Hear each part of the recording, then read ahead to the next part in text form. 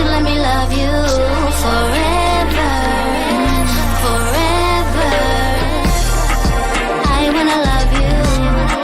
Will you let me love you forever, forever and a day, day, day, day, day.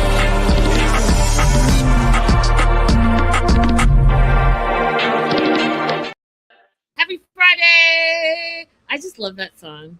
One day we'll have to get the singer on to the show because the singer is my old roommate's sister. Anyways, we have to I get love her on. it. Yes. It's so Catchy. yes.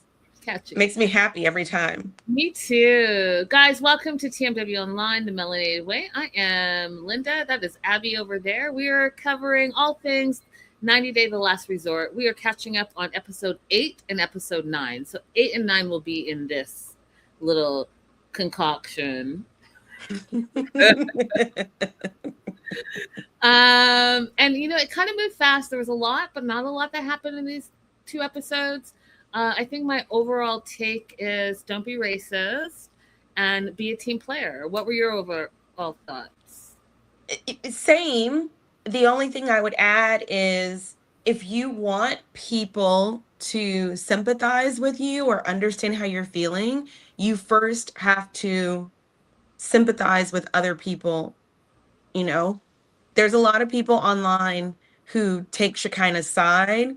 And I think what they fail to realize is we can acknowledge that Shekinah was harmed.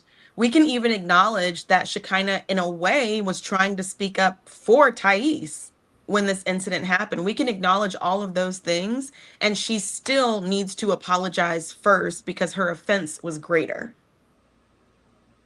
Agreed. Take responsibility. And if that means you have to be the bigger person, then just do that. Be the bigger person so that you can at least open those lines of communication. And, you know, yeah.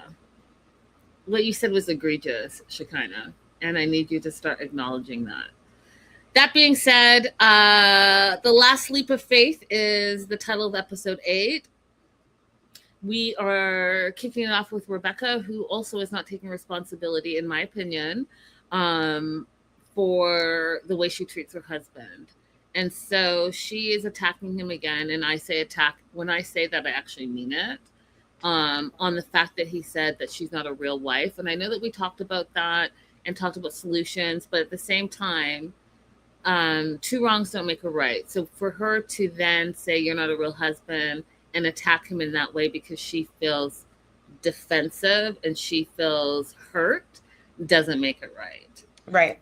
So, and in that same strain, the doctor, Dr. T, I call him, tells her, listen, we talked about this in therapy. We talked about this on one-on-one therapy about the fight or flight, and you're choosing to walk away during this conversation.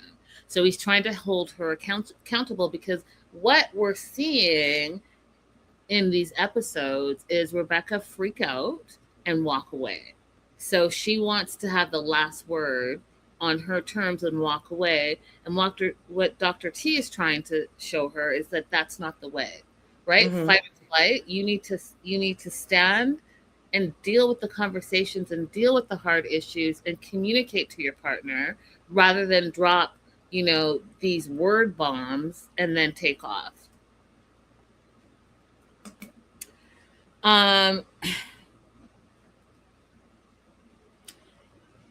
Shekinah is in her tent and she's, you know, running her mouth as per usual. And Rebecca's hearing what she's saying. And a lot of it is, you know, bad talk about Rebecca and Ziad. And she's basically like, well, this is the Rebecca and Ziad show now.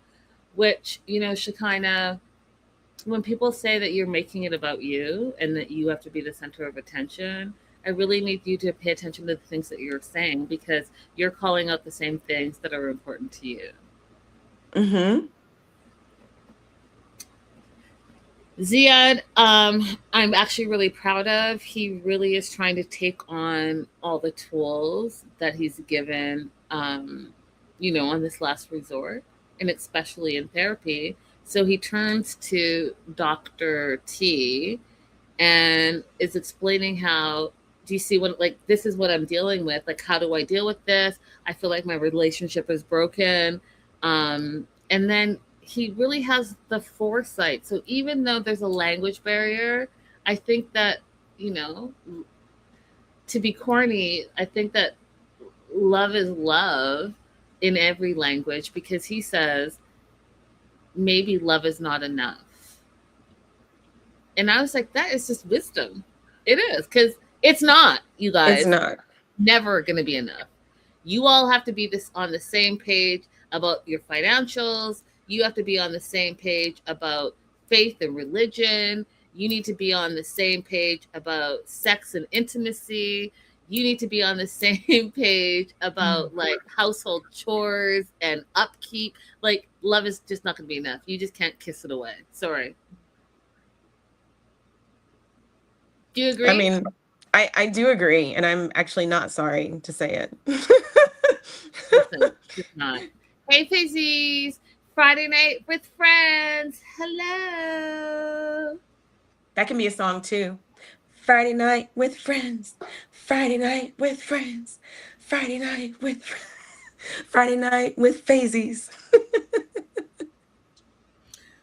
We're a mess. I just told Abby this story that is so embarrassing. So anything I do that's embarrassing now, it does not cut what happened to me today. Okay. Yeah, so he is asking the doctor, he meaning Ziad is asking the doctor, like, maybe love is not enough. And then he explains what he meant about, you know, a real wife. He's not saying that Rebecca is a bad wife. He is really just, he just wants time with his wife. And, you know, I know you and I talked about this, and we've had a little bit of a debate back and forth. Because she is working many hours to provide the lifestyle that she feels they want. Mm-hmm. And he is saying that, yeah, that's great, but to save our relationship, we also need to spend time together. And that's all he's asking for. He wants some time with his wife. And I Mm-hmm. just think that that's an improper request. I think that, like we talked about, yes, you have to have a solution to that. But I also think that if your husband or your partner or your wife, whatever you want to say, is saying, okay, so maybe me driving Mercedes is not that important to me. So if I have to drive a Toyota and we spend $20,000 less so that we can spend time together, then that's what I want to do. Right. So interestingly, Ziad and Rebecca and Russ and Paola are kind of having the same problem, but inverse. Mm-hmm. Like, what's important to one partner, and that partner wants to be thanked for doing that thing, is simply not important to the other partner. Yeah. You gotta communicate with your partner. And I don't want to say what I want to say yet because it's gonna come up later, but like, if you're not communicating, what's the point? Yeah. You think And, you're doing and all the things. You think you're doing. I don't want you to say what I think you're gonna say. no, I'm not gonna say. What I'm gonna say is, when we say they're not communicating, I think people think that means like you're not talking. No. That also means you're not listening. So you have to be a listener in the communication process. That's more important than being a talker. I don't know about you, but in kindergarten they used to say to us and do this. Do you have your listening ears on? So when you're Yes. climbing up on the chair and your teacher said stop doing that, and then you get a timeout. Not that that happened to me, but do you have your listening ears on?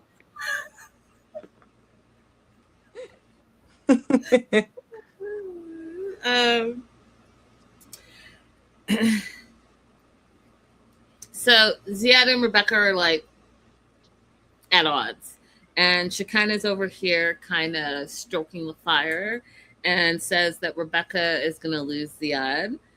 because she keeps cutting his eggplant off, and that's insane. And you know, she kind of's been saying a lot of stuff, right? Called Rebecca a drill sergeant, not a wife, all the things. She's saying a lot. And I find it interesting because it is really human nature where it's so easy for us to judge others, but not deal with our own issues. Absolutely. She can't see the sty in her own eye. Sty in her own eye. That's good. So Rebecca's mad at Ziad and Shekinah and says, she's happy to ignore and act like they both don't exist. I don't recommend that. I don't think that that is adult behavior. Just, again, having a temper tantrum and walking away and then ignoring your problems. I think that you're too grown and too old to be acting like you're, a baby, because that's baby behavior. In my opinion. It is baby behavior. Because if we were in a group therapy setting and I began to offer my opinion on another pair in the group and they told me they didn't want my opinion, I would simply shut up. That's it. It's Also, a storm off. But also, you're in group therapy. So that shows me that, again, you can dish it out, but you can't take it. Mm-hmm. And you're not a team player. So, like, if I was in HR and I'm looking around, you're walking away because you can't handle it, tells me that you can't be a team player. And then that just goes to show you can't be a team player. How are you a team in your own marriage? Like, make that make sense. Correct. Because now she's cut off Sarper's ability to participate. Exactly. And speaking of Sarper tells Shekinah, tells the producers, the audience, that Shekinah is difficult to handle, and he has the foresight. And I'm so proud of Sarper because really he's come such a long way. He's done the work, you guys. He really has. He says walking out of therapy is our loss, he says. He's going to back up his wife, obviously, he says, but we came here to work on a relationship, and losing out on therapy is a loss for us. I was like,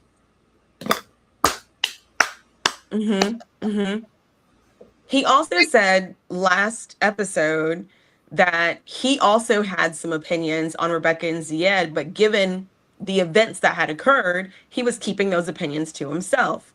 So he was able to read the room and say, I'm not going to say anything right now, whereas Shekinah decided to talk. So Sarper is showing a lot of emotional intelligence in the way that he's choosing to engage or not engage. Exactly. I'm just so impressed with him. Hey, Becca. Hey, girl. Hey. The girl, so Shekinah takes off, and then I will say this. Thais, Rebecca, Cara, I know you guys are mad at Shekinah, but stooping to her level and being mean girls and making fun of her, and then doing the reverse Uno where you're saying that she should go back to her country because you guys are in the UK. I thought that was ugly. I mean, if you're going to take a stance, and you're going to be so mad that someone said something so racist, and then you're going to go behind her back and then make fun of her and then say the same thing. I just don't think two wrongs make a right. Stand firm in your position, be mad at that, and stand firm in it, and confront her on that, but don't stoop to that level. I don't know if okay, I think as I'm rethinking about this that I was wrong. But when I heard Paula say that, I actually thought she meant like go to the country, like go to the woods where you grew up. And I don't think that's what she meant. But at the time that I wrote my note, I was like thinking that's what she was like, go back to the wilderness is what I was thinking. I mean, that makes sense, but I don't think that that's what it was. What do you guys think? Let us know in the live chat. Let us know in the replay. Do you want to add anything else before I move on from Rebecca and Ziad? No. I'm talking about Russ. Yes, Russ, I'm talking about you again. Yeah. Russ and Powell. Russ really felt that they did well on the hike up and that he took the lead. And Powell continues to say, and has said again, that he is not meeting her needs sexually. And he felt like by taking the lead on this walk that somehow that's going to translate into him taking the lead sexually with his partner. And Paul's like, yeah, no. Um, she also goes on to say that she's tired of being his teacher. And I'm going to tell you, men in general, women are, they don't want to teach you, especially when you're grown. If you're in your 20s, yeah, maybe that's fun. You're taking on a project. But when women are fully formed, okay, so 30 plus, they don't want to teach anyone anything. It's, you should know by now. And in 2026, the digital age where literally everything is online, you can AI all the stuff, you can Google stuff, you can YouTube stuff. I can go on and on and on and on and on. There's absolutely no reason for you to say that you didn't know and you can't do any better. And, you know, corn, it's huge and it's huge out there. You know, do some research, figure it out if you don't know any better. Your wife shouldn't have to say, hey, I have to teach you this, I have to teach you that. She can absolutely say, I enjoy this, I enjoy this, this fulfills me and this fulfills me. And if you don't know what those things are, then it's up to you as a grown-ass man to figure it out. And you know a great way to figure that out, Russ? Doing your homework, which was just to identify erogenous zones. You couldn't even do that. But you thought that leading a hike would replace that? Come on, man, let's screw our heads on. And, you know, and I'm also not the only person that is giving you some constructive feedback. Kara said the same thing, said, you know, he doesn't even reciprocate to take care of her. And here's the thing. Kara, I'm sorry. Kara and Guillermo don't agree on much, but they agree, Russ, that you're not doing the job. And Guillermo says, literally, just get it done. Oh, did he say just get, I thought he said just use your tongue. Is that he said just get it done? Just get it done. I thought he's okay. I misheard. Just What is get it wrong done. with me? I was mishearing things. Okay. Just get it done. Satisfy your wife, just get it done. That's Yeah. it. But, oh God. But Russ feels emasculated and he's the victim in the situation. And the doctor says, basically, Russ, you're the problem. The issue is with you first. And I'm not saying that. I'm just reiterating what the doctor said. The doctor, Dr. T, said, it comes down to you first, Russ. You're the issue. That's what the doctor said. So if you can hear me, what I'm saying is that just like Abby said, like the doctor said, like your wife said, like Guillermo said, like Cara said, do your homework and get it done. Mm-hmm. That's it. It's really that simple. But if you're not doing your homework and you're not getting it done, that's where my concern comes in, because then I'm going to say you're lazy and selfish. And that's how it's coming across. You're not the victim here because you can fix all the things that your partner is having issues with, but you're just not doing it. And my question to you is, why are you not doing it? Why? I asked myself this too. I think that because he's had so many years of not having to do it, that he would rather just wait for her to stop complaining than to actually change anything. He thinks there's going to come a time where she will just stop complaining and let them go back to the way that it's been all these years that she's just put up with being unsatisfied. Sounds like laziness to me. And to go off on what Dr. T said, it's not just about taking charge when there's a test. You need to execute when no one else is looking. And verbatim, Russ, Dr. T says that you are the root cause and are messing up your relationship. That's what the doctor said. So don't come for me and tell me that I'm bitter. I'm just reiterating all the things that I said. I'm standing on all the things firm. I'm just giving you constructive feedback because I think you two are a great couple. You already are 12 years in. I want you to go another 50 years. And so, in order to go 50 years, you got to put in the work. You can't just be complacent in your relationship and not do the things and have your wife continue to complain over and over again. So, you can come and say that I'm a bitter lady, but I'm really just trying to help you. Anything else you want to add? I also thought through something else. I was thinking how intimidating it may be for him to go into a situation where he knows that he's not good at something and have to, try and try and try over and over, like how intimidating that must be. And then I decided that I don't care. I don't have any sympathy for that because we're adults and either you want your relationship to last or you don't care enough about your partner. I'm glad you had that full circle moment because I was about to say something, but I agree with you 100%. Don't care. Work it out. You're grown. Moving on to Cara and Guillermo. Uh, I really just think that she's a great communicator. I do. I like how she communicates. I really just I don't know. I just want to give her gold stars. That being said, she's in high spirits. She feels like um, they had like a decent trek up. She does, however, feel that Guillermo wants her to compromise for what works best for their family. And she feels like he is constantly coming from a place of judgment. And I think both of those things are true. And he says, no, they're not true. He's just worried about his son and worried about the future and that his son is going to be bullied for her selling adult content online. And I love this line that she used. She's like, even before I was a mom, I loved you down. And she started crying. And I interpreted that how I've been interpreting it, where she's the exact same woman that you married.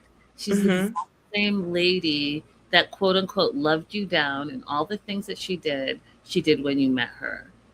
And she's the same. Just because you decided that you want to have a handmaid's tale now doesn't mean that she's a terrible individual. You just changed what you wanted. But if you step back from your changes, she's the same woman. Mm-hmm. That's Mm-hmm. so that's a you problem. It's a you problem. Even him saying I'm worried about our son being bullied is a him problem.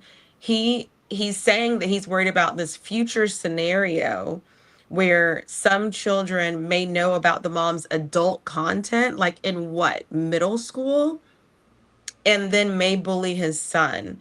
And this fictitious scenario that he's created is not his real worry. I can't, I have a hard time believing that that's his real worry. It's so far away, it's so outlandish.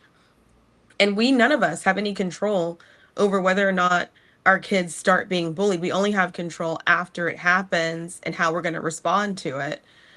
So I just don't believe that this is his real concern. I think what he's doing is using the son as a weapon and a shield to try and make her seem like a bad person because our kids can be made fun of for anything. I mean, Taylor came home one day and said the kids on the bus said I was weird, and I had to say, "Oh, so sorry. I forgot to tell you. You are weird. You come from a weird family. You got a weird mom." We have a choice how we respond to our kids being bullied because after that, Taylor was just like, yeah, I am weird. But to say that I don't want to dance around my house and sing silly songs and have a kid who's super expressive because I'm worried about them being bullied is ridiculous. I agree with you. I agree with you. And Guillermo goes on to say that selling adult content does not make him feel proud of her. And the only way he's going to be able to get back together with her is if she stops. Um,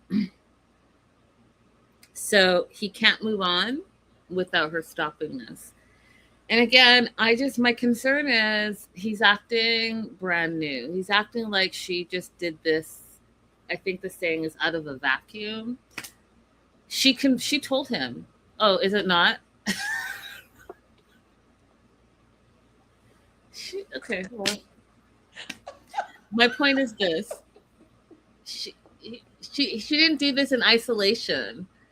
She said, this is what I'm going to do, and talked to him about it. He agreed, and then she did it. But because she's popular and is making a ton of money, now he's mad and he feels like he's embarrassed. And I personally think it's just the male fragile ego. Now your woman is out there and all the men are lusting over her and you can't handle it because you feel like you're not enough of a man. That's what I think it is. I think it's that combined with money. Because he hasn't said, like, here's how we're going to replace the money, or here's how I'm going to financially support you, because she's made it very clear this is a choice that she made out of financial strain. Mm-hmm. So now that the money is flowing easily and she's able to pursue everything she wants to pursue without worrying about these multiple jobs she had before, Mm-hmm. he hasn't said, well, here's the plan to replace that money, or here's how I'm going to support you where I wasn't supporting you before. He wants her to give up that stream of income because I think he feels some kind of way that he cannot make that kind of money. 100%. Becca agrees with you 100% Oh, as well. 100%. If he's embarrassed, he's not the provider. There's a solution to that. there's a solution to that. And honestly, I think that she would be willing to maybe not give it up completely, but compromise in some way if he would, once again, as we've discussed, present her with a solution. Tell her, I'm sorry that I didn't pursue I didn't support your singing career. Here's how I can support that going forward so that you can still pursue that and you don't need to have that stream of income to help you with it. Here's how I can help take care of our son. Because remember, she still has the son 6 nights a week. Yep. Here's how I can help take care of our son. Here's what money I am making now. And here's how I can make more in the future if we can work towards this particular goal. Present some options, have some conversation, but his compromise, quote unquote compromise, begins and ends with stop doing a thing that is providing you with all the financial support and security that I was not able to give you. Agreed. Real quick, Fizzy says bullying happens over anything. The wrong shoes, the wrong haircut, the wrong shirt, the wrong pants. Very rarely are you bullied over something your parents did.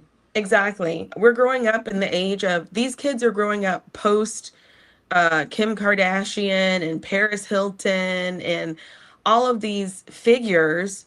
I really don't hear anything about their kids being bullied. Mm-hmm. Mm-hmm. I mean, Anna Nicole Smith was the greatest to ever do it. We didn't ever hear about her son being bullied. Rest in peace, Anna Nicole Smith. The doctor was really laying it out there. If you guys noticed in this episode, he was really like low key calling people out. So he said that Cara and Guillermo are at an impasse, and that their issues are lack of communication and compromise. And then turned to Guillermo and says, if you want to compromise and communicate, first you need to relax your body language, and second you need to treat her like anyone else, meaning all that judgment that she was talking about over here, the judgment over here, the doctor, the therapist is telling you the same thing. Mm-hmm. Stop judging her. Treat her like you would treat everyone else. Also, relax that tight, closed body language, right? And see if things are different. See if the communication and the compromise changes. He didn't listen to none of that, by the way. 100% no.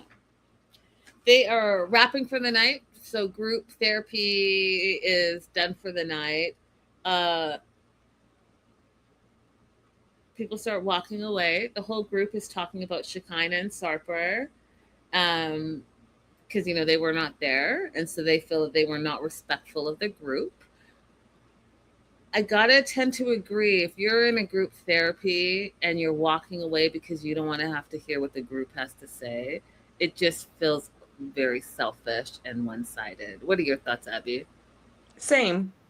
I mean, on the one hand, they probably would have been annoyed also if she stayed, because she would have kept talking. But if she had done this the right way, if she had come with some humility and an apology, it wouldn't have created all this tension that she's feeling. Agreed. Most of the group hates camping. That's just a side note, because I too, if it's not glamping, if I'm not in a cabin, I will not be there. I wouldn't have slept. I would have been up all night with a Me too. flashlight. Like, First of all, like, my rent is expensive. I'm gonna need to enjoy the air conditioning and the lights and the comforts. So I mean, for me to drive and fly and road trip, to put up a camp tent and sleep on the ground, I mean, why would I just not just go out front and sleep on the hard concrete? At least I didn't have to waste, gas and electricity. But I mean, if it's going to be a beautiful cabin where it's like you're in the wilderness and you hear the birds and it's fresh air and you have running water and you have this big old, those big beds that have like the wood pillars. If it's like with that, with the cotton yes, coming down over the bed, like the mosquito netting. Yes, if it's all that, sign me up.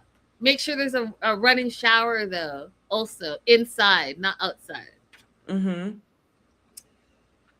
But they're in their tents. They flash over to Guillermo, who is literally tripping out that car is too close to him. And he starts freaking out. He puts a literal border in between them. But she is using her soft, male, fragile ego voice. I know you guys know what I'm talking about. Where they can't feel threatened and also need to be soothed. And she's doing that. He offers to hold hands with her. And she's like, well, that's not going to last all night. And what she was just trying to do is have a little comfort and a little intimacy, as well as keep warm in the cold, freezing outside worldness of it all. Do you want anything? No, I'm good. Let's go. It's the next morning. It's 6 a.m. Everyone's up early because who's going to sleep in that nonsense? Sumit and Patrick are up and they have a fire pit started. They are making hot dogs and burgers for breakfast. And this was just such a weird thing to me. And again, like I talked about this on the original 90 Day. I just don't think, like, if you're something and that's what you stand for, then you just should stand for it. But Sumit has never eaten beef. Like, that's not part of his culture. But now all of a sudden he's gonna have a hot dog. Abby? I was like, he's not fooling me. He's had beef before. Also, I was like, who buys beef hot dogs?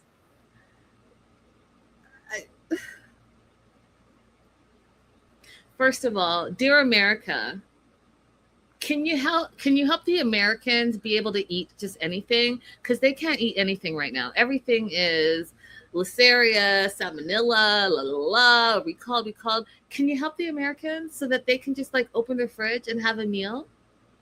Groceries are already expensive and now you're making them throw everything out? Make that make sense. Like, go ahead and rehire all the FDA people that you laid off because clearly something is cracked. These fools just want to have a breakfast, a lunch, and a dinner. Could you let that happen? Okay. Yeah. That being said, I don't know. The hot dogs and hamburgers, that's what they were doing on a stick. They were also making beans and, oh God, arepas. which are actually delicious, you guys. They are actually delicious. So the fact that Guillermo made the batter and brought it was kind of actually super cool, I thought. I think that it's hilarious that Cara said that he just carries a rape of flour with him everywhere they go. I just think it's great that it's such a immigrant thing to do. And I'm all for it. I'm all for it. Listen, you guys, when I get my mom to make her infamous jollof rice, I bring it back in Ziploc bags, and I will take that wherever I need to take, especially when you're going to someone's home that you know you probably shouldn't be eating from. Just have a little Ziploc in your tote bag of your favorite food and just do a little snacky snack and you're good to go. I do it a lot. I have car snacks. Mm-hmm. This actually would have been a nice moment, but maybe the show doesn't want to go there, for us to talk a little bit to Guillermo about where he came from and how he's feeling, because him carrying around the arepa flour might even be, a thing to remember his family, because you guys remember he was in the Dominican Republic for a few years because he fled Venezuela when things started happening there.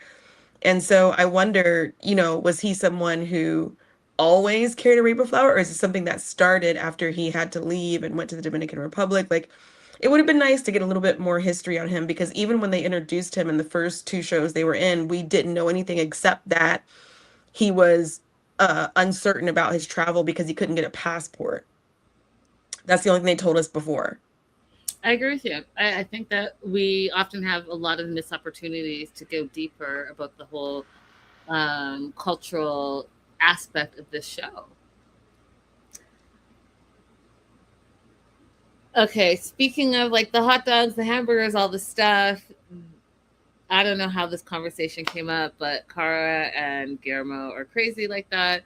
And they said, if you there was no food and you had to eat one person, who would eat? Guillermo says that he would eat Sumit because Sumit is Indian and the spices and all this stuff. Cara said that she would eat Zia just for the pure mass of it. But then Guillermo counters and said, well, if we're talking about mass, we would have to eat Patrick. I'm just reiterating what what an odd conversation. Solely odd. We do find out something interesting about Shekinah, that she spent 6 months in Cambodia in a grass hut. And so just to go along with her survival wilderness stuff, which also just continues to make me disappointed, because with travel, you usually just have a way bigger and more open mind. And so that just disappoints me. Like, you've done all this traveling, you've done a lot of alone time, you're in a survival hut in the middle of Cambodia, and yet you're telling people to go back to their country. But if you're traveling with just fundamentalist groups, then you're not going to be, she's in the camp, but it's not like she's being exposed to other cultures. It's not like she's living amongst the Cambodian people. She's just with the people who she traveled with. Like, there are people who travel and they only stay at all-inclusive resorts. They never actually leave the resort.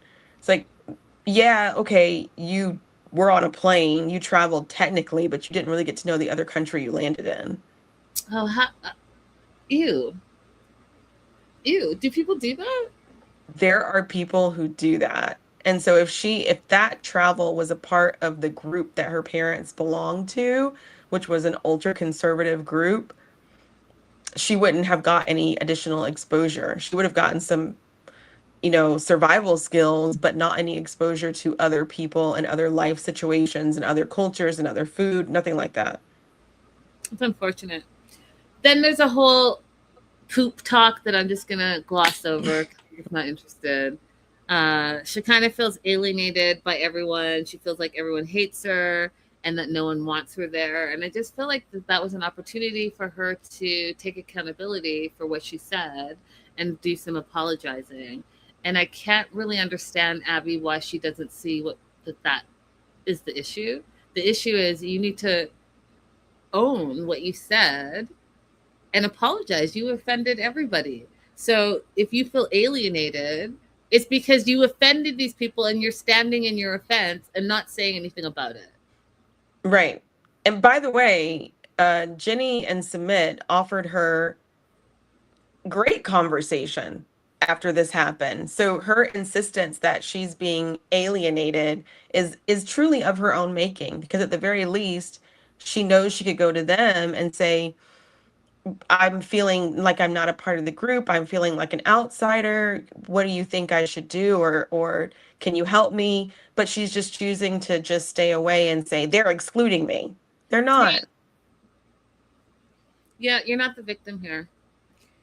There is a whole there's a whole thing that I thought I was going to get into, but again, I just don't think I will. But I will mention that Guillermo gives Cara this purple toy in front of the whole group, and again, I just feel like that was manipulation, control, degrading. He just was really trying to belittle Mm-hmm. her, and I didn't appreciate it. Yeah, he's trying to embarrass her. But also belittle her because he just thinks this whole adult content thing is so terrible. She's a terrible individual and lower than and all of those things. So for him to go into her bag, like she said, and pull this out and bring it to her in the group setting, I need you guys to see these microaggressions, because that's what it is. And it's, again, like Abby said, not only to embarrass her, but to also put her down. And for her to be reminded that he doesn't like what she does to make money. Right. And I need you all to know, as women, that Julia. It was Julianne. Anyways, when she said, men don't own me. Do you remember that? Mm-hmm. Men don't own you. They don't own your body. Men don't own you, and they don't own your body. Right. I mean, the fact that he was even in her bag in the first place, I think needs to not be glossed over either. Because sometimes when men are very controlling, the ways in which that happens is by monitoring your belongings and your phone. And if she's not allowed to have the privacy of what's inside of her bag, that's an indicator of some other controlling behaviors. Yeah, I wasn't a fan of any of that. Fizzy says Shekinah can say every word in the dictionary except sorry. Facts. Basically. Cara gives a lesson on this toy, along with Powell, to Thais, who has never used a toy before, which I thought was very interesting. Do you want anything else before I move on to the wilderness survival?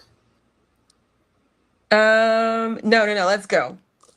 So Nick, he is the wilderness survival tour guide, along with Dr. T. They have their challenge. Nick has Sarper and Shekinah join the group because, again, they've been, far off to the side. Their next challenge is abseiling, which is rappelling down this cliff. Would you rappel down a cliff, Abby? I don't know if I could do it now, you guys. I have rappelled previously, but I feel like every year that I get older, the less risk taking that I'm willing to do. But I was in California, and I was actually I was a trainee park ranger. Can you believe it? I was once thinking that I was going to be a natural resources police officer. And so we actually had to rappel while we were there, and off of I can't remember how tall. It was off of a wall. I can't remember how high it was. We had to climb over it, go over it, rappel on the other side as a part of the training. I love that. I love learning that new thing about you. I'm all about it. I love the whole indoor, outdoor rock climbing. I would be the first one, like, let's do it. It's totally my jam, which is so crazy. Because if you know me, I'm super girly, but there are some things that I just love, and that's one thing I love. I love this challenge. I was so excited. Okay. Ziad was excited as well. He said, that's the best. Sarper was not as enthused because he's scared of heights, as is Shekinah. Dr. T tells them that this really is about communication. So one half of the couple is going to go up and repel. The other half is going to stay on the ground with a walkie and guide them down the rock.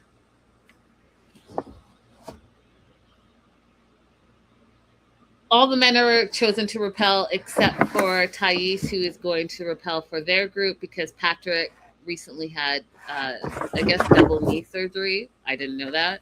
And so she wants to make sure that, he doesn't bust a kneecap. The first two to go up are Thais and Sarper. What I noticed about this was Shekinah was a really great communicator to Sarper as he was coming down, which alleviated some of his fear of heights. And so I thought that stood out. What stood out for Patrick and Thais is Patrick was reminded that Thais is indeed strong and is indeed brave and not just the trophy wife that he thought he was bringing back to America. He is, quote unquote, so proud of her, although he felt like he needed to go and rescue her. All of that came in the same breath. Thais had a little issue coming down the rock, and Sarper, again, showing how he's done the work, took away from the fear, took away from the heights, took away from the challenge, and was helping her get down the hill by talking her through what she needed to do in order to get down safe. And in the radio, you can hear Shekinah tell him to focus on himself and to not help Thais. I thought that was disgusting.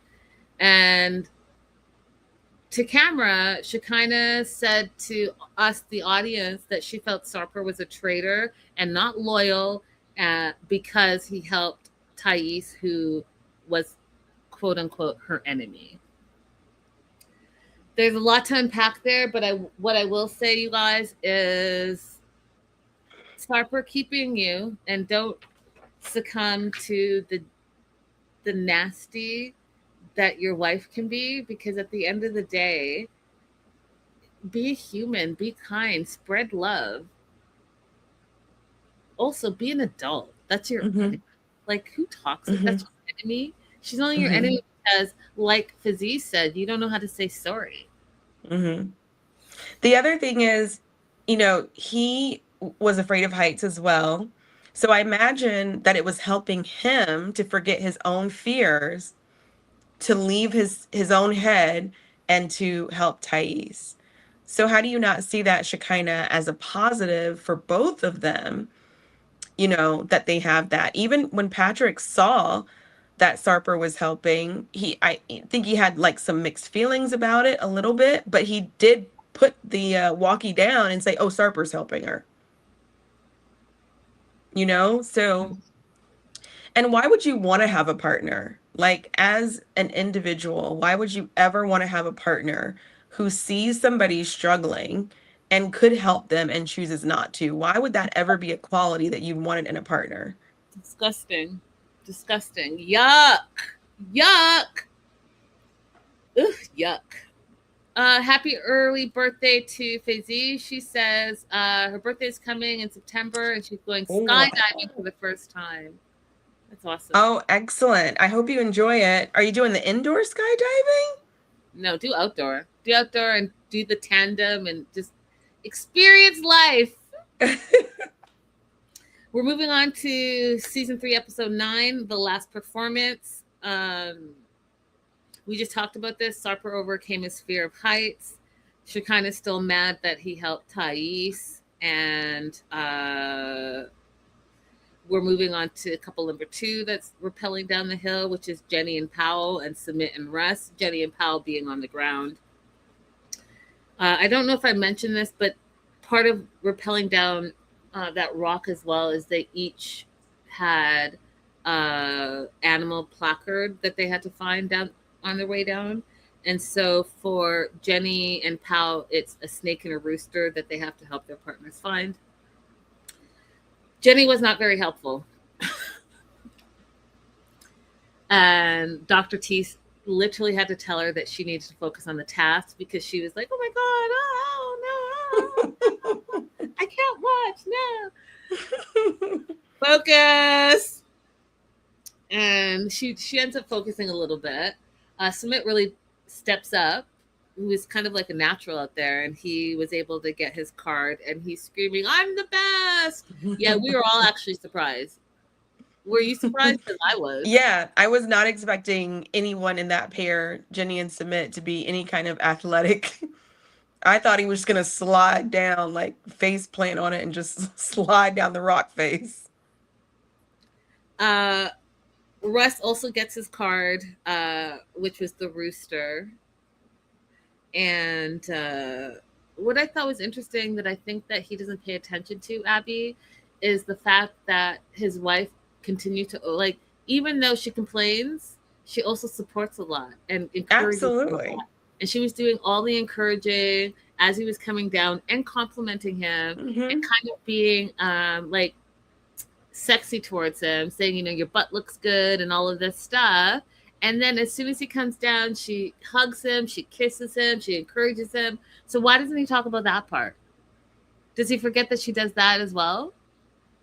He takes it for granted because she came in affectionate and has remained affectionate despite her request for him to step his game up. Absolutely. Absolutely.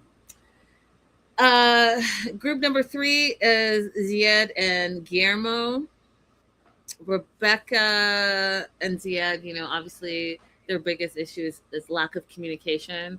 And she's worried about that because they haven't been on the same page for a long time and they have 0.0% communication. And so she's worried. But guess what? Ziad was like an expert, y'all. When I say he did, because there's a move you do when you're sliding and you like double tap to the side, that slows you down. And he did it like automatic. I was like, how has he done this before? He's like an expert. Kara, I don't know why I keep calling her that. I mean, there are Karas in the world, so you just, you know, Kara, Kara. Look at it, and I'm like, it's Kara. Kara helps Guillermo get down to, he grabs his placard, and so their placards were snail for Ziad and spider for Guillermo, and Guillermo grabs the spider card, which there are no coincidences in life. But he drops the card. And guess what? Kara remains calm, encourages him, helps him to go maneuver and grab the card.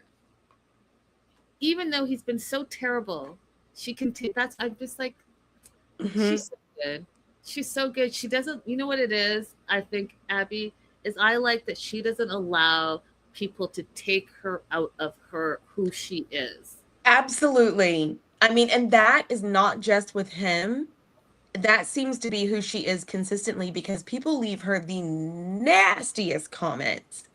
And she remains jokey and nice when she chooses to respond to them. Good for her. And I really hope that it is an accurate reflection of where her mental health is because those things can really get to you over time. So I'm glad she's keeping her spirits up and it seems to be doing really well. Because me, I'd have been like, oh, he said don't touch me, so he can get down that rock by himself. Good luck.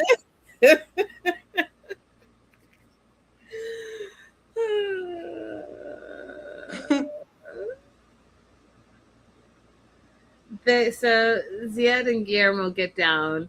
I did think it was a sweet moment that Guillermo and Kara, just that's what it's going to be. It's Kara and Kara. It's just going to be that. I can't keep correcting my own self, you guys, so just bear with me.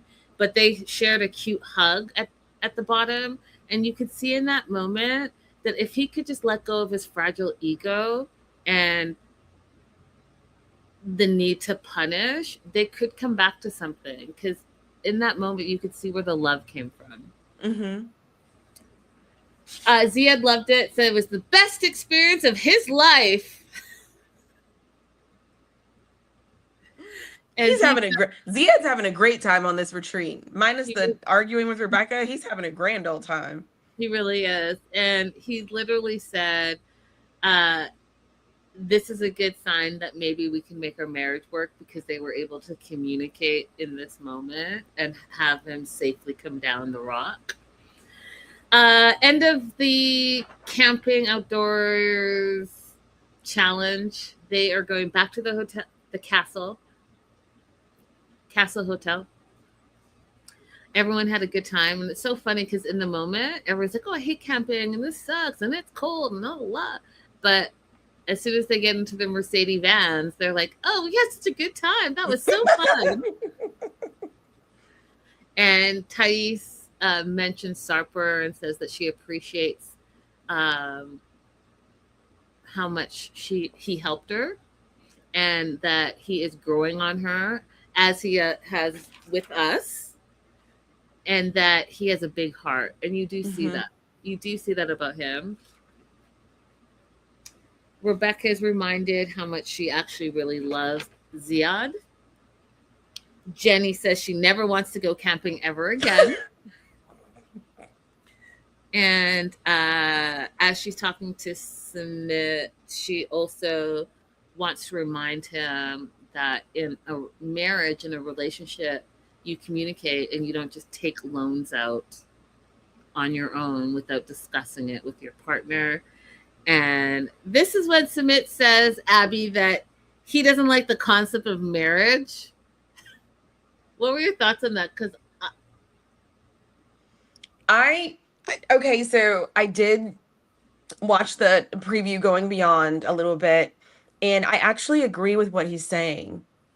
I think that it's a revelation for him, maybe a little bit too late, that in the confines of his culture, with where he has to place his parents, that marriage in the Western format that Jenny wants does not make sense. And he cannot reconcile these two things. So he says, like, later on, he says, I'm beginning to understand, I'm beginning to realize that I don't know what marriage is. So I agree with what he's saying, because he's been fighting all these years for these things to collapse into each other, and they simply won't. I'm going to wait till the next episode to comment. Okay. Okay. I mean, okay. You don't know what marriage is after how many years? You don't know what marriage is after 10 plus years? You don't know what marriage is. Okay. I mean, he's right. Becca, let me tell you something. Everything about this, you get me. You get me. I am standing 10 toes deep, down, whatever. She's 10 toes deep, in a vacuum of. I have a cousin named Cara. So, yes, yeah. Girl, you get me. You get me. I love that. Yes. To be continued with the concept of marriage idea, you guys. We have to have this conversation, especially for all you married people out there. I'll put it in the chat right now, and for the replay, and also for the next episode. Should you understand the concept of marriage if you are 10 toes deep, if you're 10 years deep, 10 plus years, if you have the privilege to have been married for 10 years, should you know the concept of what marriage is by then? Let me know in the replay, let me know in the live chat, and we'll talk about it next episode. That being said, everyone's getting back to the room. Thais and Patrick. Thais needs a shower first. Guillaume and Kara. Kara says that they had a lovely camping experience. They actually hug, have another nice moment. And she says, you can come here anytime. This is still half your room. And I don't know if it was an olive branch or what, but he's like, you can also come to my room anytime. I was like, is this a breakthrough? Sarper and Shekinah. Sarper is trying to get Shekinah to quote unquote be good. And when he says, I need you to listen to me sometimes, he's not saying listen to me like, ooh, in the manly tone that we would have thought when we first met Sarper. He was like, you need to learn when to speak and when to not speak. So you need to listen to me and follow my lead, because there's a lot of times that he could say something, but he chooses not to because he's reading the room, and Shekinah reads the room. Correct. Paola and Russ, it is their 12-year anniversary. Happy anniversary. 12 years is a long time. So she was like, I never thought that we would be in couples therapy on our 12th anniversary, but here we are. She got him a really nice gift, and she's excited to give it to him. And so that's where the couples are in their rooms and breakdown. They flash back over to Thais, and Patrick went to the drugstore to get a pregnancy test because she's feeling nauseous and thinks she might be pregnant. She's not ready to be pregnant. She doesn't want to be a single parent of two because they have been only talking about divorce, and this is kind of their last chance. And if we fast forward to present day, we kind of know where that stands right now. So foresight, you tell me. Fizzy says yes, 10 years in and second marriage, yes. Becca says maybe he'll figure it out by the third. And Fizzy says has been married 2 times. Patrick wants a large family, but recognizes that his relationship is not stable. They do the pregnancy test. She's not pregnant. He feels that it's bittersweet. She feels relieved and happy. 2 separate emotions, 2 separate outcomes. What were your thoughts on the responses, Abby? Well, Patrick said something that I think that they should both revisit if they're going to ever move forward in their relationship. He said, before they flipped it over, Alici's going to school soon, so it's not like you'd be at home all day with 2 babies. It will just be 1. And that single sentence to me was such a minimization of what motherhood requires, what full-time motherhood requires, and a minimization of the fact that maybe Thais has other dreams for herself where being at home with a child is not the best right now. And then because she's excited when the results come out, he says he's a little bit sad because of her reaction. So all of these, like this comment together with how he said he's sad because of her reaction, just let me know that he is having a very hard time considering Thais as an autonomous person. You're absolutely, everything you just said is absolutely on point. Absolutely on point. I think that is why Guillermo is having a hard time with Kara, having her own money, making more money than him, fragile male ego.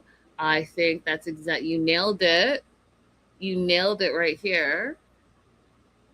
Patrick is like, I brought over my trophy wife. I don't think that she needs anything.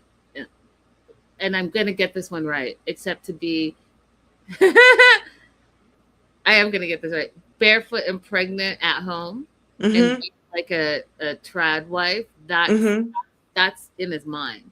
And she wants to do other things. Right. And he also he's not completely telling the truth. He's saying like, oh, I really wanted to have a big family. Patrick, you didn't actually think that you were able to have children. You thought that you had destroyed your sperm count by using various substances when you were bodybuilding. You told us that you were surprised that she got pregnant the first time because you didn't think that your swimmers were swimming. And so really what's happening is you want another kid to tie her down. That's what you really wanted. 100%.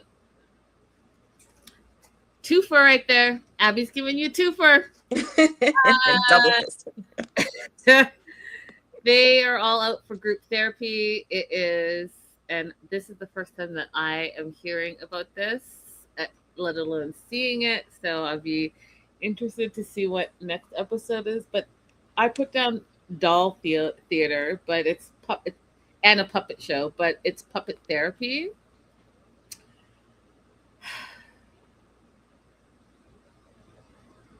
Okay, so Russ and Powell are not going to be there because it's their anniversary, so they're going to go off and do their own thing.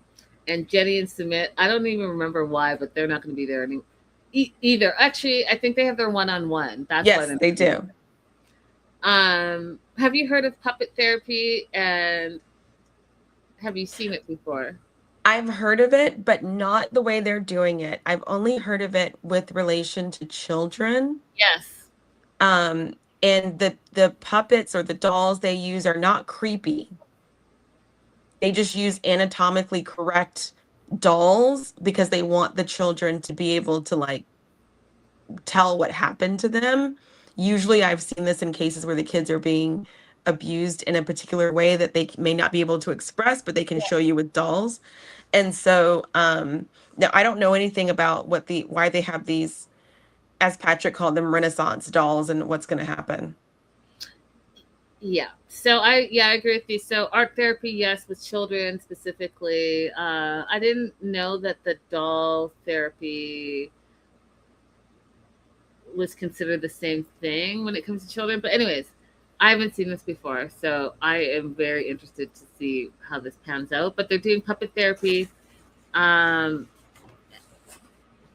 note, Shekinah comes in very LA girly. She's got like a whole like bodysuit and the puffer boots on. I didn't see a problem with it. I was like, you know what, Shekinah, go ahead and be Shekinah, be you. But Rebecca hates the outfit. Had a whole tirade. I did feel like it was a little mean girl behavior. And I kind of want to go into it a little bit, but then I'm like, should I? But you know, there are oftentimes women can be sometimes your worst enemies, and I think sometimes it's out of envy and jealousy and like just don't be that person. Just don't. You want to Rebecca definitely does not like Shekinah, but I don't know if it's out of jealousy. It can be, it could be. I think it's a little bit more. I thought it was a little bit more out of the fact that Shekinah keeps trying to like take up for Zaid or take Zaid's side. So she could be very well jealous of her, but I was reading it a little bit more of like she is upset because she's trying to be the unofficial spokesperson for Zaid. Yeah, but I know a mean girl when I see one, and that's mean girl behavior. If she's upset about that, then be upset about that. But when you are looking a girl up and down and then commenting on her outfit, that has nothing to do with Shekinah standing up for Zaid. It just doesn't, in my opinion. But you all let me know what you think too. Just you. I just don't like it. Ugh. The 12-year anniversary people are doing archery. So that was Abby, allegedly Russ's idea. He set that up. He went to the front desk and set that whole thing up. And Pal is like really happy that they're doing something different. They're not just at home talking about their anniversary. They're doing an activity. So she's happy about that. They do a little, practice shots. She gets on target. He gets on target. And then they decide they're going to exchange gifts. Russ pulls out his gift, and she literally says before she opens it, I hope it's not a necklace. And it's a necklace. And she tries to hold it in, and he gives this whole, it's a swan. A swan is a symbol of love. And I really thought about you in this moment, Abby. And when the purses. Yes, I thought about you because, and also It's exactly what Abby said earlier. It's about communication is about talking and listening. Okay. Your wife clearly doesn't like necklaces, right? So you can buy all the necklaces in the world. That's not going to make her happy because you're not listening to what she's saying that she wants and does not want. So she's unhappy in this moment because you're being lazy. You are doing what you want to do because that's the easiest thing for you to do, which sums up everything that's wrong in this relationship. You just do whatever you want to do, and it's the easiest, laziest thing possible. You're not listening to her. So the more she communicates to you, the more you do not listen. The more she complains because you're not listening, the more you feel emasculated. But if you would just do something different, do something, have your, like your kindergarten teacher said, have your listening ears on, you would have no issues. Your wife doesn't want another lazy ass necklace because she put thought into the gift she got you for your 12-year anniversary, got you this amazing, what she says, a badass watch with orange, which I guess means something that you two talked about. You made it so that it was literally a gift designed specifically for you. And then you got her a swan necklace. And when she says that you've given her a necklace for her birthday, for Mother's Day, for Christmas, all the time it's a necklace. That's why she said, "Oh, I hope it's on a necklace." Because you put no thought into it. That means you don't care about her in her mind. That means you're not listening to what her needs and wants are. Which is exactly the problem in your sexual relationship and in your marriage in general. Abby? Yeah. And he simply doesn't care because it's not everything that you said, he's actually aware of. Because when she said, like, I hope it's on a necklace again, he said, and I quote, because I wrote it down, necklaces are my favorite gift to give you. Necklaces are my gift giving is not about what you want the receiver to have. It is about what the receiver likes and wants. So he says that, gets upset that she's ruined the moment and says, I'm going to go start shooting arrows again. She didn't ruin the moment. You ruined the moment when you bought that dumb necklace. Lazy. I mean, I said it in episode 2 and it's consistent and lazy in all the aspects. You're lazy in your listening, you're lazy in the bedroom, you're lazy in your relationship, and just like Abby said, you do what makes you happy. And your wife is simply saying she wishes he would think about her and what she likes. That's it. Does he even know? I feel like that would be a really good exercise whenever she feels like talking to him again. Can you list some things that I like? What do you think I like? Do you even like, don't say this part, but like, do you even know me? Yeah. I mean, she says, is he even trying? Is he even trying? So they're having that moment on their 12-year anniversary. Meanwhile, back at the puppet show,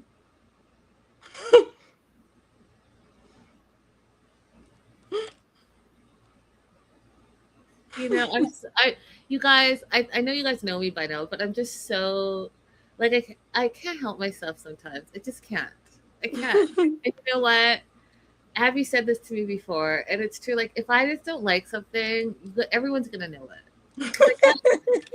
I can't fake the funk. And even my mind, like I try to, but my mind just is like my mind and my mouth will not unite. So the chats, but like those puppets in my mind remind me of clowns, and I don't like clowns. And those puppets looked weird. They looked creepy. So puppet therapy is just not like it's not hidden for me, and that's why I like the puppet show because I just think this is a clown show. Okay, Yeah, I got it out of my system. Back at puppet therapy.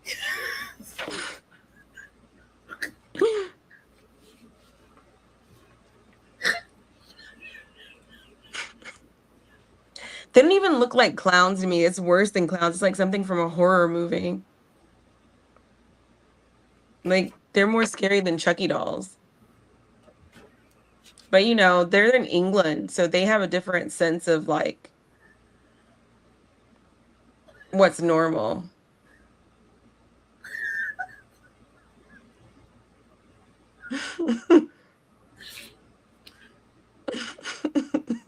Back at puppet therapy, the group is met at Shekinah and they confront her. And Patrick is like, who has ever had someone say to them, go back to their country? And they all raise their hands and they're trying to explain to her that you are in a group of immigrants. Patrick says, my dad's an immigrant, my wife's an immigrant, your husband's an immigrant. We're all a group of immigrants here. And I mean, I dare say we're all immigrants to an extent.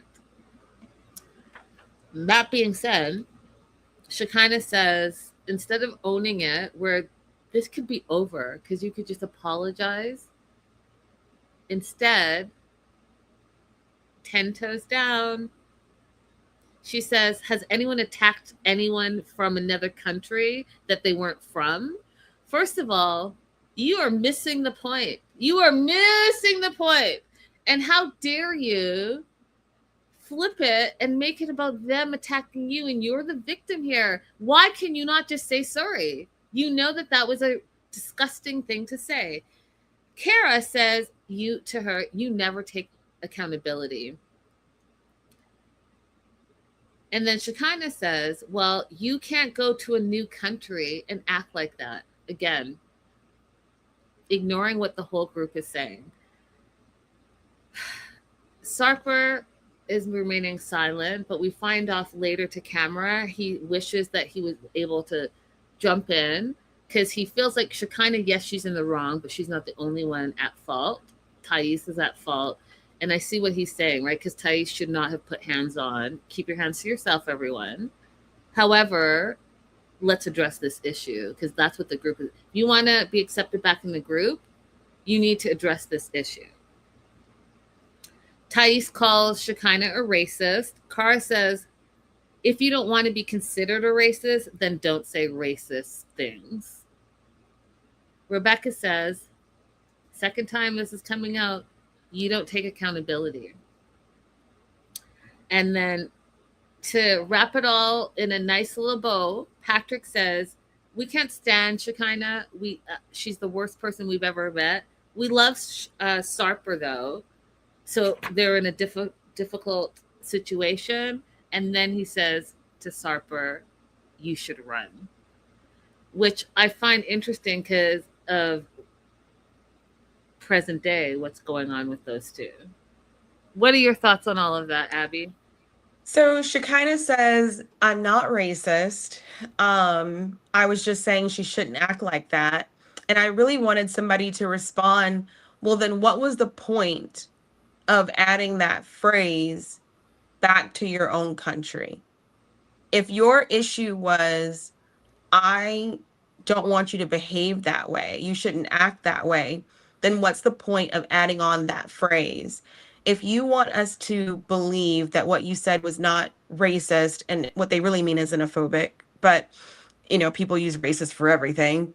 If you want us to believe that what you said was not the way that we're taking it, then explain to us why you added that phrase onto it, particularly given the fact that we are in England right now.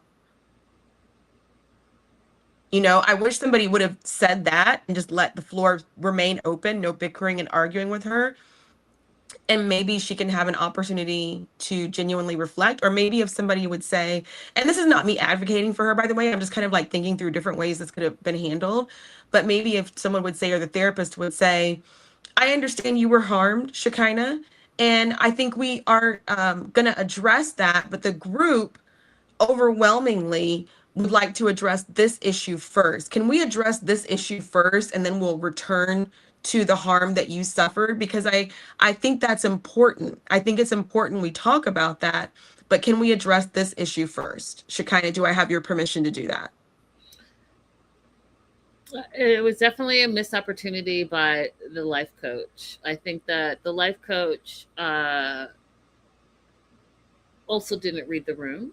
And I think that she, in order to move forward in the puppet therapy, you need to address the room. and the room is focused on an issue that they haven't moved past from the previous evenings. So let's address this, because they're not going to have their listening ears on because they're focused on what they're mad at. And me, as being a non therapist, can even tell you that. Address the needs of the room so that you can move forward. Right.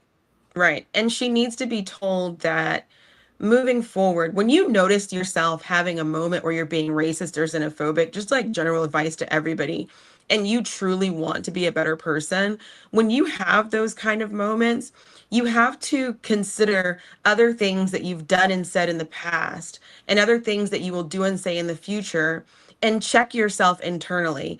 I like to tell people that if I'm a Black person growing up in America and I still have to check myself for xenophobia and racism, then what makes you think that you as a white person don't? We all need to do it. We all, as my friend Michelle says, we all grew up in the reign of white supremacy. We all have things that we've heard for our entire lives that are wrong, that are hateful. And we all need to be deprogrammed from it, some to more of a larger degree and some to a lesser degree. And so it's something that we actively have to search out in our own hearts and our own minds, and I can, you know, if you follow me on YouTube, this is a good topic. I'm gonna make some separate videos about it. But there are ways that I've noticed it in myself, a little bit more on colorism, and you have to work through it. If you want to be a better person and a better friend and a better parent and a better partner, you can't just say, but I was hurt too, which is what happens a lot in colorism. Like, but I'm Black too. I was hurt too. Okay, but I have to acknowledge the greater harm that is happening to other people who are also Black, who are darker skinned and having a very different experience in life than I am. 100%. I agree with all that. I mean, I had to take some of my isms from our previous show on 90 Day, and I really had to sit with it, you guys. I had to sit with it, and I called myself out on my own ignorance. And I thought about how many people I probably offended with my small minded idea of what housing should look like. And so, yeah, I think we all learn and we all have to hold our own selves accountable for our isms. That's it. And on that note, that is the end of our show. Happy Friday. Have an amazing weekend, y'all. Don't forget to like and subscribe. Follow us on our socials. Linda is so girly. Abby the attorney. If you want to see all things lifestyle, fashion, rubs, and celebrity, and red carpet, all the things, we're there all the time. And if you're watching the replay, hit us up in the comments. Toodles. Toodles. Good night. TTFN.